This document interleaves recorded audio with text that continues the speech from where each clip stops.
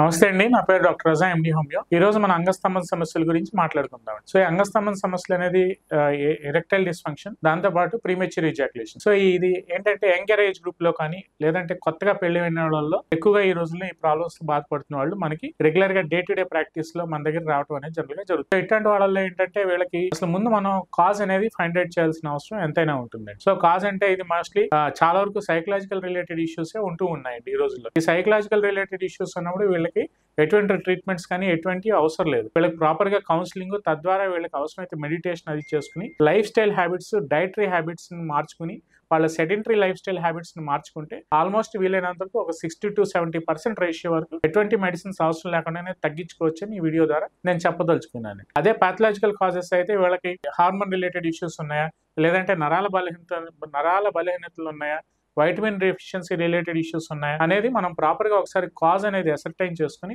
తద్వారా వాటికి మనం ట్రీట్మెంట్ తీసుకుంటూ, అలాగే ఎంగేజ్ లో ఈ డయాబెటీస్, హైపర్ టెన్షన్, థైరాయిడ్, ఈ హార్మోన్ రిలేటెడ్ ఇష్యూస్ తో ఎక్కువగా బాధపడుతున్న వాళ్ళు, ఒబేసిటీ రిలేటెడ్ ఇష్యూస్, కోమార్బిడిటీస్ తో బాధపడుతున్న వాళ్ళల్లో కూడా ఈ ఈడీ ప్రాబ్లమ్స్, ఈ ప్రీమెచ్యూర్ ఇజాక్యులేషన్ ప్రాబ్లమ్స్ అనేవి ఎక్కువగా కనిపిస్తున్నాయి. సో దీనికి మనం ఫస్ట్ అండ్ ఫార్మోస్ట్ థింగ్ ఏంటంటే కాజ్ ఫైండ్ అవుట్ చేసుకోవటం, రూట్ వరకు వెళ్ళటం, తద్వారా దాన్ని మనం ట్రీట్మెంట్ ని అసర్టైన్ చేసుకుని బాడీ కాన్స్టిట్యూషన్ ప్రకారంగా హోమియోపతిలో ఎగ్జాక్ట్ గా మనం మెడిసిన్ ఇవ్వగలిగితే వీలైనంత వరకు మనం షార్ట్ పీరియడ్ ఆఫ్ టైంలోనే తగ్గించుకోవచ్చు హోమియోపతిక్ మెడిసిన్స్ ద్వారా.